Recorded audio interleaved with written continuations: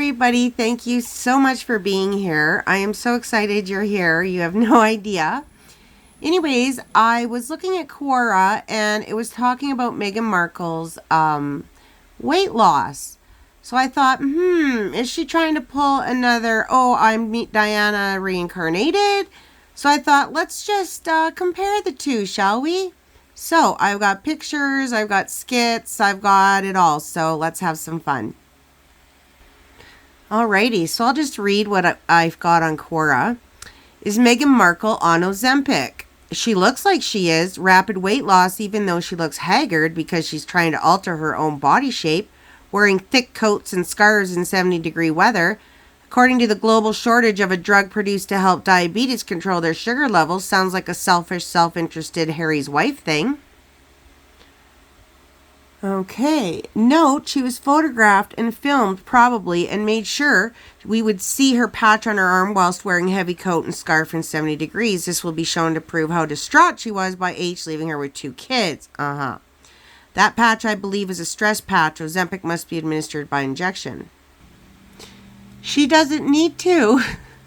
She does enough coke. Same effect. More like on cocaine, in my opinion. I've been looking for a place to say this. I think the coat and scarf in 70-degree weather is nuts. But in fact, many Californians, my daughter was raised in a northeastern cold, snowy state, hate it when the weather gets down to 70. Yeah, but I don't think that they're probably in parkas. She is a conniving, nasty, narcissistic woman who cleverly snagged a stupid royal prince, and once she snagged him, she ensured his servitude by pumping out 2 kitties. Not sure about that. The situation for the royal family is extremely difficult. They must leave the door open for a chastened prince to return to the fold when he comes to his senses. So many ordinary families have suffered similar hardship employed by these appalling women. I wonder if she has an eating disorder because sometimes they like to wear bulky clothes to hide their bodies with. She is abnormally thin. Her problem is that she's oddly built. Broad shoulders, no waist, stick-like legs. She really needs a dresser to help her. Oprah's close pal Meghan is using Ozempic to look thinner than Princess Catherine. She sparked conversation of her being on Ozempic after the Duchess of Sussex stepped out at Prince Harry's Invictus Games looking rather frail. Photos of her at the event revealed a rather thin-looking Meghan. In particular, photos of the former actresses baring her legs in a pair of shorts grabbed a lot of attention as it sparked conversation of Meghan using the drug to lose weight. Other photos took a closer look at the former royal's face, which notably looked sunken, with protruding veins and wrinkles. The drug, which is primarily used to treat diabetes, gained mainstream popularity among A-list Hollywood celebrities for its properties to enable dramatic weight loss. Big names like Kim Kardashian and now Meghan Markle have been called into question over using the drug to a skinny certain figure. Users on Twitter voiced their concerns for the Duchess using the drug with her latest appearance. Is Meghan Markle going to ruin Ozempic for everyone else as well? Yikes, those legs are hideous, a user pointed out. Is Markle on Ozempic, another questioned. It doesn't look anything like her. Is that Ozempic face so many people are talking about, another called out. Meanwhile, other royal fans went as far as accusing the former actress of copying her sister-in-law Kate Middleton's figure. Meghan Markle is likely overdosing on a diabetic drug, Ozempic, to get as thin as Princess Catherine, a user fired back. Oprah has reportedly dumped Harry and Meghan after they made her look stupid with their claims in the lead-up to Harry's bombshell book Spare, days after the couple was snubbed from the host's 69th birthday celebrations. Okay, so I figured we would just look at her, recent pap shots, because that's what they are. So I think this was her hike she took. Yeah, because we all know paps are always in the woods, right? Another one, because like I said, the paps are always in the woods to take that perfect shot. I believe this one was when she called them to the parking lot. Yeah. That's not a good picture. I don't think she approved of that one. Like, as if anybody poses like that. Just walking around. Really. All right, then, me again. So now we're at the parka that she wore when it was scorching hot again. Yep. She's not looking great, you guys. Like, Sorry, but I think you really are 47. But that's just my opinion. Everything in this is my opinion, you guys. Oh, yes, another perfect shot of her being, I don't know, concerned or whatever the hell she's trying to portray. Okay, I just took a few of Invictus because, we've seen bloody well enough of this. But anyways, it's all being talked about, right? Like her skinny legs. Okay. And we mustn't forget her Sharon Stone moment. We mustn't forget that now. Here she is lying her ass off about giving kids milkshakes. And what the hell? Her butt. I didn't even notice that before. Look at where her button is buttoned up till, you guys. Oh my God. And there she is giving her, I got to get my kids their milkshakes before school. That's why I'm 3 days late for Germany speech. And we must add this because let's remember, this was about me again. Okay, we must remember that. And here she is with her big ass grin all the time. It never comes off her bloody face. And wearing a very warm sweater when it's very warm out. So don't know about that one. I believe this was when she was trying to catch Kevin Costner's eye and he was ignoring her. Funny. So this is the picture that she would have loved because look at all the people, right? That are famous, blah, blah. So yeah, that's what she's all about. Anyways, right now, I guess, I'm going to put on a little skit from PPP. So let's see how she's doing.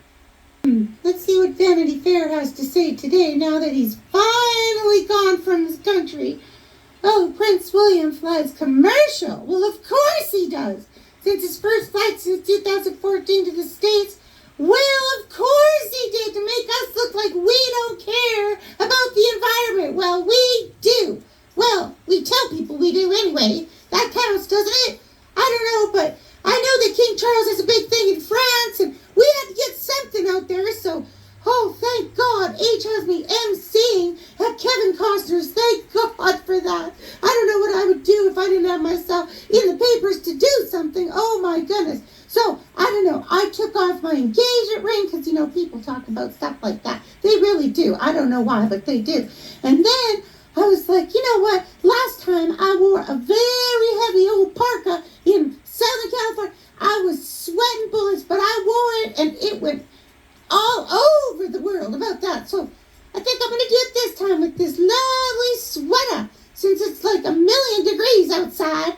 But to be honest, I am a little chilly. I think maybe I'm looking a little peckish because maybe the Ozempic is a little bit much. Alrighty. Don't you love PPP? Isn't she getting a little better? Anyway, I have 2 little clips of Princess Di talking about her bulimia. And then I have pictures of her before and after. And we'll discuss that. And I have another skit. And then I have Andrew Lawrence at the end. So, yeah, let's just listen to lovely Princess Di. Depression was resolved, as you say. But it was subsequently reported that you suffered bulimia. Is that true? Yes, I did. I had bulimia for a number of years.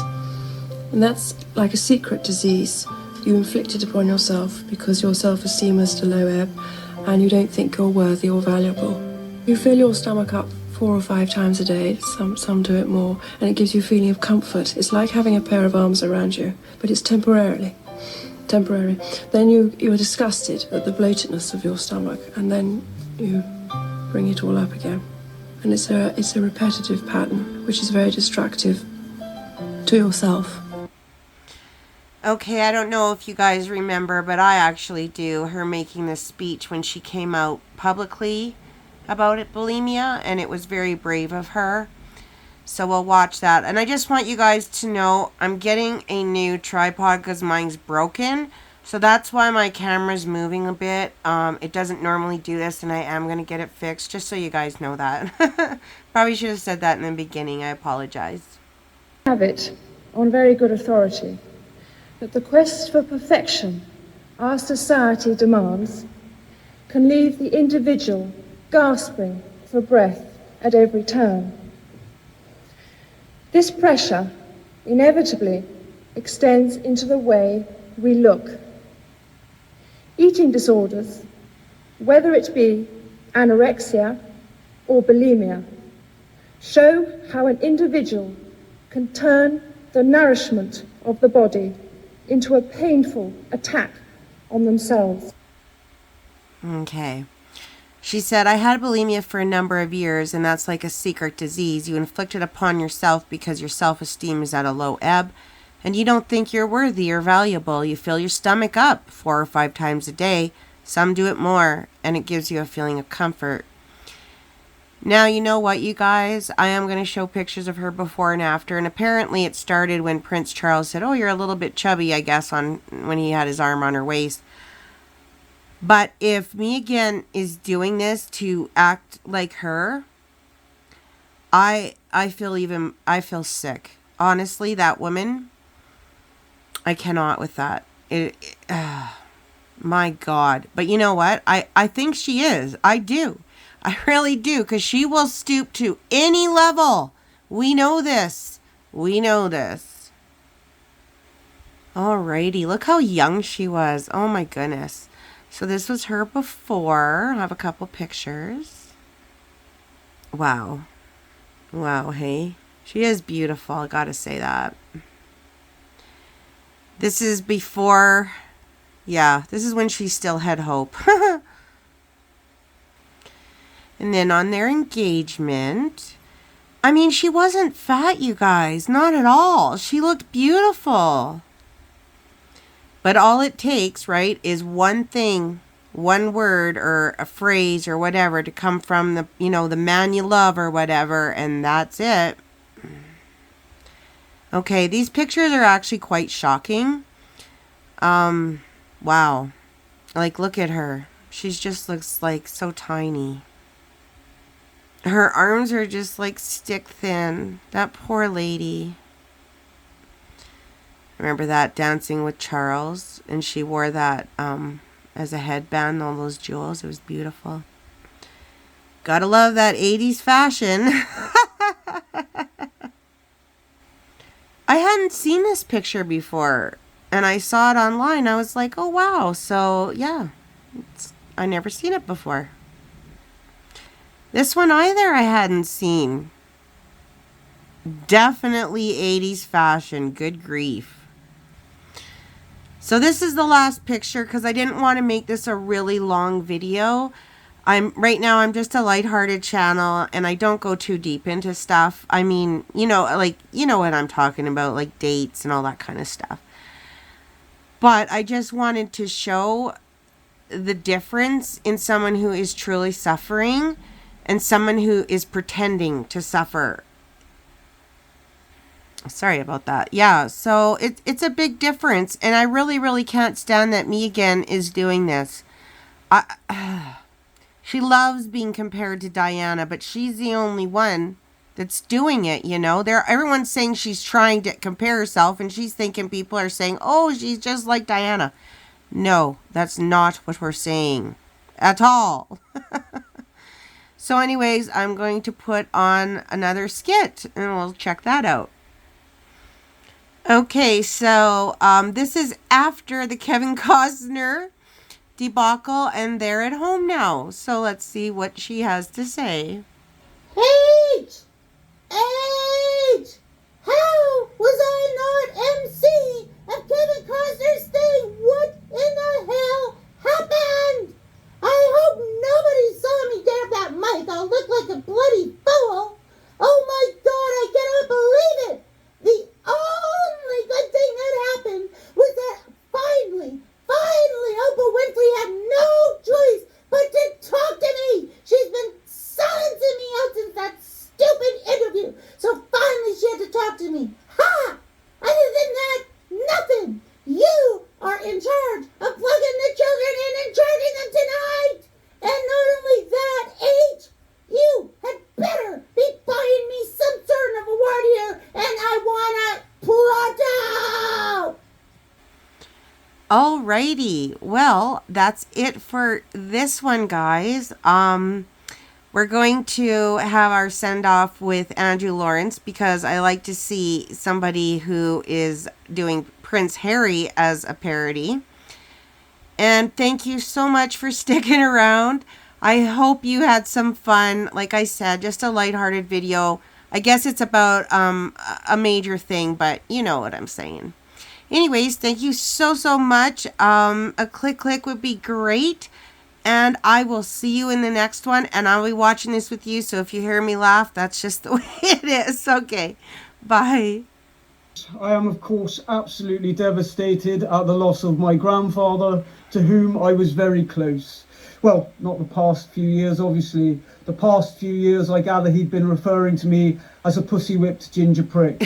But I had a great deal of affection for the man, and as soon as I heard the terrible news, I booked myself on the earliest flight back to the UK. It wasn't easy. I managed to grab my passport from my wife just as she was about to set fire to it, and I had to get an Uber to the airport as she slashed all of my tyres. Anyway, I'm heading over for the funeral. I haven't been invited, but I'm sure once I get there, they'll let me come along. They'll just probably make me sit at the back on my own or something. Last time I spoke to William, he said the next time he sees me, he's going to slap some sense into me. But I think that was just banter. It'll be nice to have a little break from LA. I'm not going to lie, there's part of me that's tempted to make it permanent.